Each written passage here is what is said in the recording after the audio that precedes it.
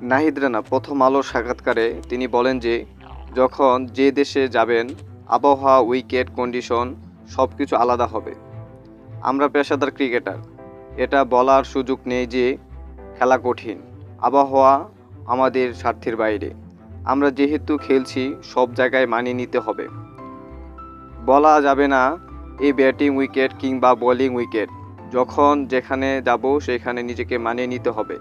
আমার একটা ভাবনা হলো অজুহাত দেওয়া বন্ধ করতে হবে, যাতে করে বাংলাদেশ ক্রিকেট আরও উন্নতি হতে পারে।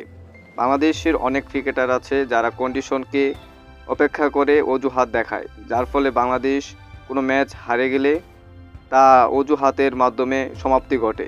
কিন্তু অজুহাত যদি দেখানো হয় তাহলে বাংলাদেশ ক্রিকেট কোনো সময় উন্নতি করতে পারবে না। তাই যারা পেসার থাকবে বা ব্যাটার থাকবে, অজুহাত না দেখিয়ে সামনের দিকে এগিয়ে যেতে হবে। সেই কন্ডিশনে নিজেকে মানিয়ে নিতে হবে। যখন কেউ অজুহাত দেওয়া বন্ধ করতে পারবে, সে একদিন না একদিন উন্নতি করতে পারবে।